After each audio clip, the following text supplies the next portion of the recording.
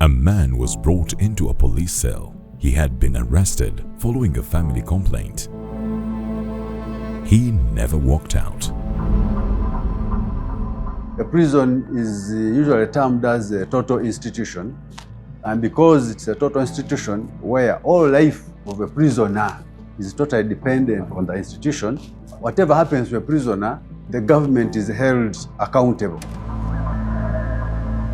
The post-mortem was clear. The deceased had a fractured cervical spine consistent with external force applied to the neck. So in the case of a death of a prisoner, therefore, the government is presumed to have played a part to contribute towards the death of that prisoner, and therefore situation and circumstance and science must be applied to rebut this kind of thinking and to explain and to be accountable to the community. The injuries were inconsistent with hanging or self-inflicted harm. So in this regard, we carry out forensic medicine and we report. After prompt notification, we ensure meticulous documentation of what happened and transpired to try to reconstruct the situation prior to the death, and we ensure that the police carries out a post-mortem and provides us with records. And our function after that is record preservation, for as long as it is legally allowable. Modern capabilities have been onboarded in our work as the Directorate of Forensic Services, especially for our crime scene officers. This has been done over the years by the police leadership, and since taking over office in 2019, this has been a consistent effort by the leadership of the police and the government. Now, this has enabled us to be able to process the scenes with much better clarity, but most importantly, to collect better evidential material from these scenes. 6 people were convicted of murder, 2 were serving police officers and received 18-year sentences. The court found they had a duty to protect the man in their care, and they failed to do so. Not every crime scene has a body. Someone walked into a government office, connected a device the size of a thumb, and harvested the access credentials of Uganda Revenue Authority staff.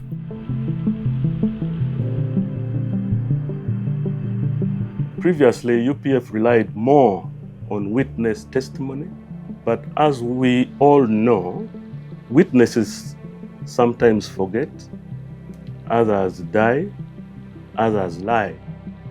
However, with science, we have been able to have trained forensics experts to enhance our investigation. Investigators imaged the seized laptops. On one of them was Uganda Revenue Authority staff VPN profile. Prosecutors alleged that the group intercepted and manipulated customs and tax data, causing financial loss and compromising the integrity of URA's electronic systems. 2 were acquitted where the evidence did not place them at the scene. That is not a failure of forensic science. It is a forensic science working exactly as it should. Science is the confirmation of what is true and what is not. A murder prosecution. Physical exhibits were retrieved from the scene. A coat, an axe, and forensic samples submitted for analysis. The court then assessed the evidence and the forensic reports tendered before it. The forensic report described a sample that could only have come from a cut section of the coat, but the coat presented in court showed no such cut. The court found the discrepancies serious enough to undermine the exhibit record, and all accused were acquitted. The forensic evidence, the legal service providers have used it as part of the process of protecting and defending their clients' cases through cross-examination, interrogating the accuracy, interrogating the preservation, and also where there has been forceful confessions. Administration of justice is a chain of stakeholders. we do play a role at the early stages, but we also recognize the efforts of all our colleagues in the investigations, the prosecutors, and the judiciary, who we rely on to give us feedback on how to improve our services. We also recognize that it's now ever increasingly important that we continuously have a coherent digital platform that can be able to communicate across the entire chain, from the crime scene to the court. 3 cases, 2 moments where forensic science helped courts reach justice that would have been difficult to achieve otherwise, and 1 moment where weak procedure made the science less useful than it should have been. The courts did not fail, the system that feeds them did. Uganda is no longer asking whether forensic science works. It's building a modern, accredited forensic system that supports regional cooperation, stronger investigations, and evidence-based justice.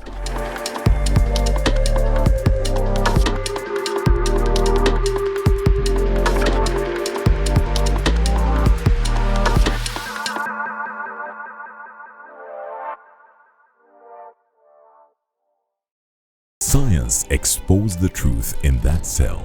Science stressed the invisible theft inside that server room. And science was the first thing the last courtroom asked for. What comes next is the harder question.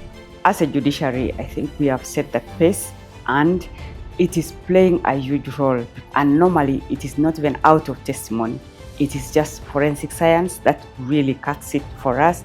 We have built capacity in the judiciary, we have built capacity in the police, and we also have a very good working relationship with the government analytical laboratory. So we've invested in the scene of crime officers themselves, in training, capacity building, but also providing them with equipment. We provide them with scene of crime kits. In addition to the investment now, we're looking at the forensic laboratories and making sure that once the scene of crime officer has collected that evidence, they then have state-of-the-art equipment for them to process it, for them to analyze it, and for them to produce reports that can then be used in the justice system. Inside the National Forensic Laboratory, analysts work across disciplines: pathology, digital evidence, ballistics, toxology. The results fit directly into prosecutions. The infrastructure exists. The question is whether the chain around it is equally strong. Recently, in 2025, we had a spate of armed robberies.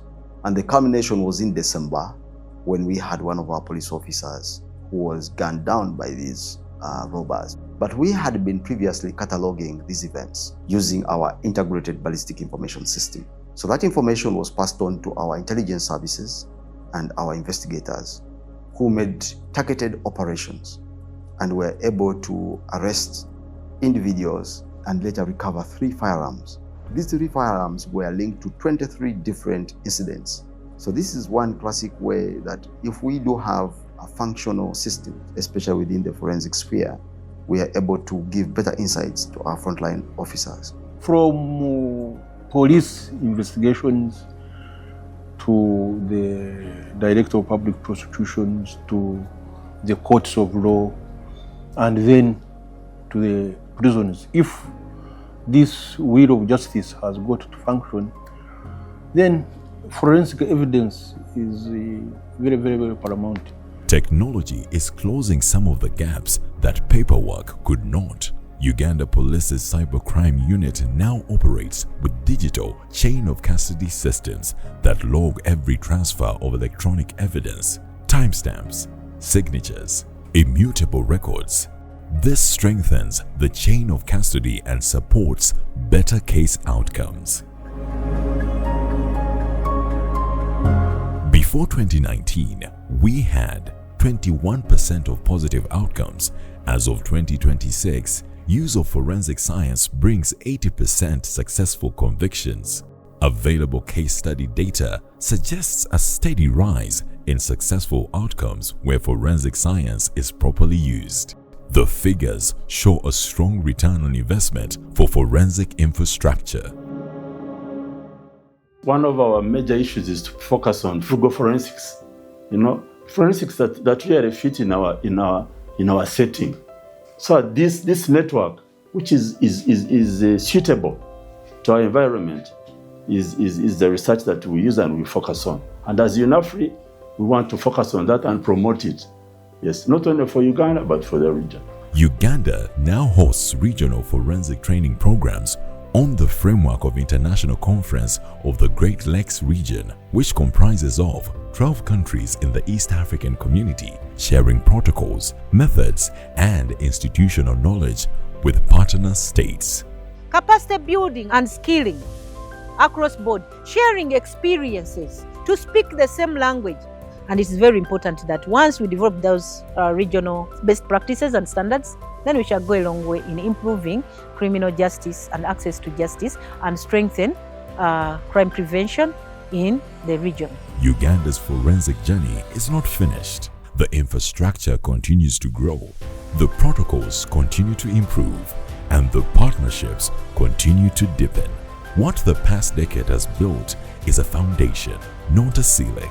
As we continuously develop as a country, digital forensics is going to become a mainstay because very few crimes now can be committed without the aid of a digital tool. Science in service of justice. This is Uganda's commitment.